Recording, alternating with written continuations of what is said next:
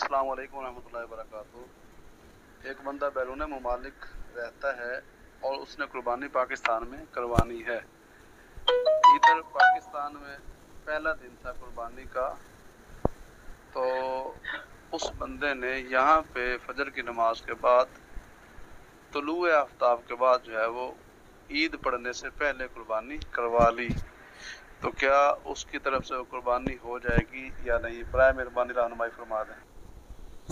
वालेकुम सलाम रहमतुल्लाहि व बरकातुहू। बंदा बैरून मुल्क रहता है लेकिन कुर्बानी पाकिस्तान में करना चाहता है।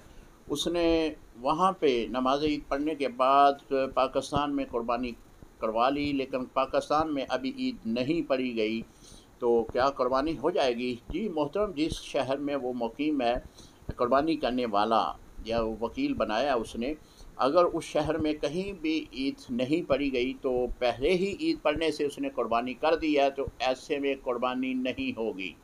कुर्बानी जो है वो ईद पढ़ने के बाद है। अगर ईद से पहले करेंगे तो कुर्बानी नहीं होगी। अस्सलाम वालेकुम रहमतुल्लाहि व बरकातहू।